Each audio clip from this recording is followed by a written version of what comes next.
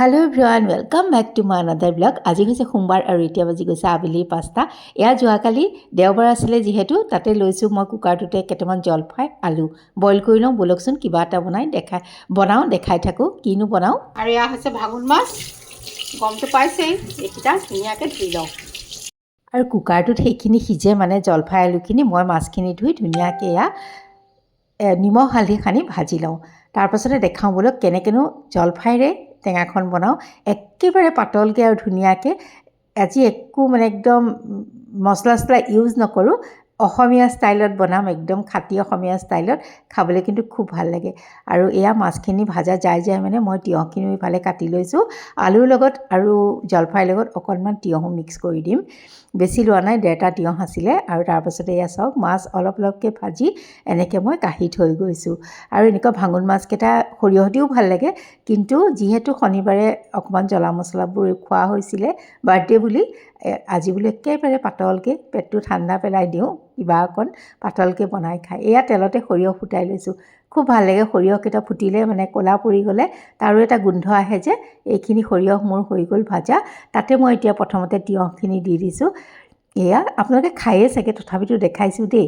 আৰু অকণমান নিমখ হালধি দি আলুখিনি, বইল আলুখিনি দি দিছোঁ।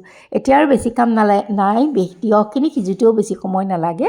তাৰপাছতে মই জলফাইখিনি পিটিকি লৈছোঁ। আৰু তাৰপাছত এয়া চাওকচোন, ইয়াতে মই ধুনীয়াকৈ ঢালি দিছোঁ জলফাইখিনি। আৰু ইমান ভাল লাগে নহয় এই টেঙাখন। আৰু এতিয়া বতৰৰ বস্তু যি ওলায় সেইবিলাক আমি খাবলৈ চেষ্টাই কৰিব লাগে। জলফাই হওক, আমলখি হওক, যিয়ে হওক নহওক, আমলখিৰো টেঙাখন ভাল লাগে খাবলৈ। আৰু এয়া চাওকচোন, মই মাছ দি দিলোঁ উতল আশাত, আৰু মোৰ টেঙা ৰেডি হৈ গ'ল। বিৰাটেই ধুনীয়া লাগে খাবলৈ। আপোনালোকে ট্ৰাই কৰিব পাৰে এনেকৈ, যদি জলফাইৰে খোৱা নাইকিয়া। জানেই আৰু আমাৰ অসমীয়া মানুহেনো এইখিনি নাজানেনে? সকলোৱে জানে, তথাপিতো আজি অকণমান যিহেতু ব্যৱহাৰ কৰিছোঁ জলফাই দুটামান, আপোনালোককো দেখাই দিছোঁ। মই ভাবোঁ নিশ্চয় ভাল পাব। আৰু এয়া মোৰ টেঙা হৈ গ'ল। অকণমান দেখাই দিওঁ বাৰু, ধনিয়া কাটি মই ধুনীয়াকৈ থৈ দিলোঁ টেঙাখন। আৰু খাই কিন্তু ভালেই পালোঁ, সেইকাৰণে অকণমান শ্বেয়াৰো কৰিলোঁ। আৰু তাৰপাছতে লৰালৰিকৈ ওলাই গ'লোঁ।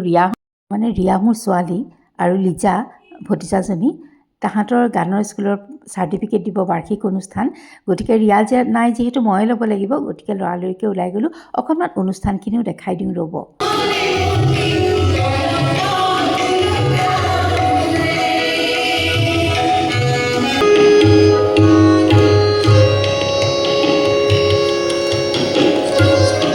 আৰু মই গোটেইকেইটা অনুষ্ঠান বাৰু ভালকৈ নাপালোঁ, তথাপিতো এই তবলাবাদন অকণমান ল'ৰাটোৱে কৰিছিলে, অকণমান তাকো শ্বেয়াৰ কৰিলোঁ। অকণ যি পাইছোঁ দেখাই দিওঁ। ডক্টৰ অঞ্জনজ্যোতি চৌধুৰী ছাৰ আহিছে, তেখেতে চাৰ্টিফিকেট প্ৰদান কৰিব, অকণ দেখাই দিওঁ ৰ'ব।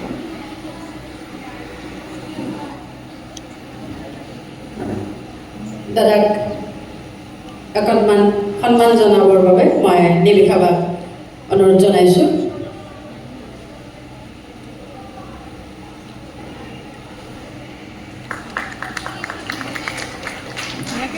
দাদাৰ উপস্থিতিয়ে আচলতে হাঁহি ৰস আমাৰ ভাল লাগে।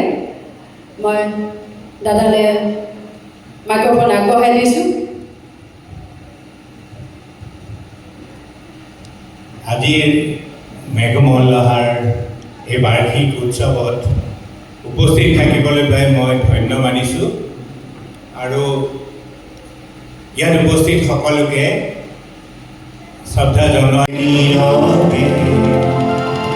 বুঢ়ালৈ তুমি বুঢ়ালৈ বুঢ়া কিয়?